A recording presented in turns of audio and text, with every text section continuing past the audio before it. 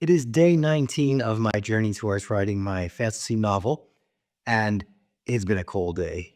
I don't know if I already mentioned this, but the heating system broke down. And I think this is day 3 that the house is not heated.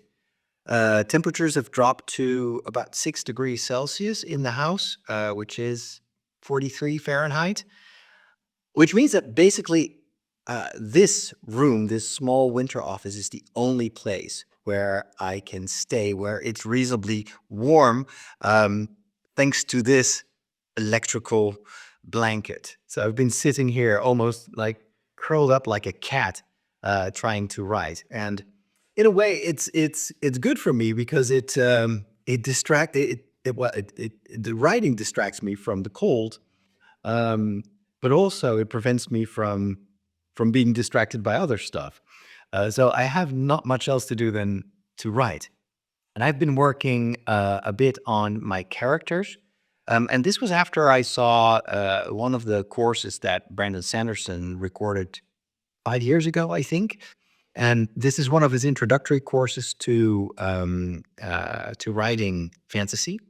And in the lesson that he gave, how can you make your characters um, more likable to the reader? And he said there are basically three aspects of any character, and your protagonists and main characters are somewhere in between two extremes. The first characteristic is how competent is your hero. He could be a bumbling buffoon, or he's super skilled at something. But obviously, for a character to be interesting, there needs to be growth. For instance, Luke Skywalker at the beginning of A New Hope, he's a farm boy and he's a reasonably good pilot, but he doesn't know the ways of the Force. So that's a competence that he will learn later on or master later on.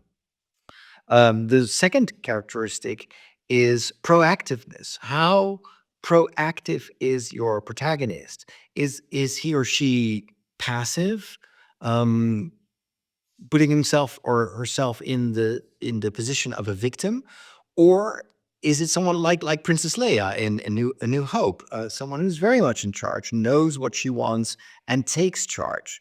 It's going to be interesting for a character to move from relative, let's say, a lack of agency to the discovery that he or she actually is able to do stuff, because it's relatable.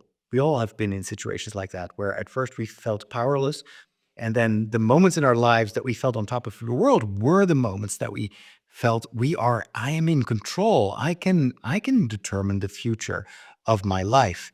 And then the third characteristic is the likability. Is someone likable, sympathetic, or not? In the opposite, like Han Solo in A New Hope, who starts off a bit of a cocky, like someone who's full of himself, and then later on becomes much more sympathetic, and also I think grows in virtue because he returns to save Luke, even though at first he seemed to be in it only for the money. So I've been thinking today about how can I introduce that into my main 3 characters, or maybe 4 characters. So you've got Tim and Elara and Ethan and Furtivus. It's clear that Elara is very competent. Tim is not very competent. Um, Furtivus seems to be very likable at first, very charismatic, but he turns out to be actually very evil. Elara, I think, at first is not that likable because she is trying to fight her inner demons. Um, and Tim is not standing up for himself. So even though he's a mega people pleaser, it's always at his own expense.